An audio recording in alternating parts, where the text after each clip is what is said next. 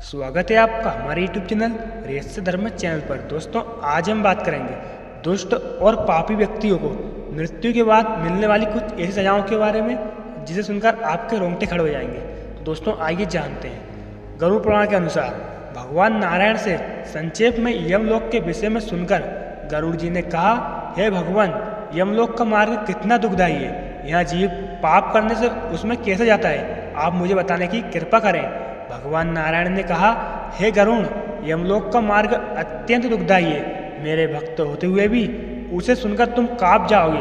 उस यमलोक में वृक्षों की छाया नहीं है जहाँ जीव विश्राम ले सके, और ना तो वहाँ अन्न आदि है जिससे जीव के प्राण का निर्वाह हो सके, ना तो वहाँ कहीं जल दिखाई देता है जिससे अति प्यासा प्राणी पानी पी सके, वह प्यासा ही रहता है। हे खगराज, उस लोक में 12 सूर्य ऐसे तपते हैं जैसे प्रलय के अंत में अग्नि रूप में तपते हैं। वहाँ ठंडक और हवा जैसे जीव अत्यंत पीड़ित होता है। कहीं वह बड़े बड़े विषैले सांपों से कटवाया जाता है, तो कहीं कहीं कांटों से बिंधवाया जाता है, और कहीं कहीं घोर सींग व्याघ्र और कुत्तों से खिलवाया जाता है। कहीं बिच्छुओं से कटवाया जाता है, तो कहीं अग्नि से जलाया जाता है। इसके बाद विशाल एक 80 पत्र वन है जिसका विस्तार 2000 योजन का है। वह वन कौआ, गिद्ध, उल्लू और शहद की मक्खियों से भरा है, और वन के चारों ओर दवानगी प्रचंड रहती है। जब कीट और मक्खियों के काटने से तथा अग्नि की गर्मी से वह जीव वृक्ष के नीचे आता है, तब तलवार के समान तेज उन वृक्षों के पत्तों से उसका शरीर छिन्न भिन्न हो जाता है। कहीं अंधेरे में कुएं में उसे गिराया जाता है, कहीं पर्वत से नीचे गिराया जाता है, कहीं छुरों की धार पर उसे चलाया जाता है। दोस्तों, कहीं चलते हुए बालू में उसे चलाया जाता है, कहीं तांबे के समान जलती हुई पृथ्वी पर, और कहीं अंगार समूह में झोंका जाता है। कहीं धुएं से भरे हुए मार्ग से चलाया जाता है, तो कहीं आग की वर्षा, कहीं पत्थर के टुकड़ों की वर्षा, कहीं रक्त की वर्षा, और कहीं गर्म जल की वर्षा होती है।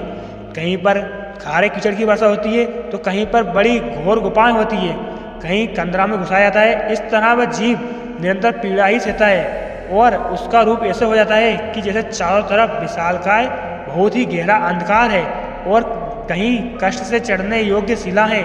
इसके साथ कहीं पीप तथा रक्त से भरे, कहीं विष्ठा से भरे कुंड हैं जिनमें उसे रहना पड़ता है। मध्य मार्ग में एक बैतरणी नाम की विशाल नदी है जो देखने मात्र से भेदने वाली है, जिसकी वार्ता सुनने से व्यक्ति को रोमांच हो जाता है। वह नदी 100 योजन चौड़ी है, जिसमें पीप रक्त भरा हुआ है, और जिसका किनारा हड्डियों से बना है जो रक्त, मांस और पीप की कीचड़ से भरी है, और जो बड़ी गहरी तथा बड़े दुख से पार होने योग्य है, और जो बड़े बड़े घड़ियालों से पूर्ण है। इसमें मांस खाने वाले सैकड़ों प्रकार के पक्षियों का निवास होता है।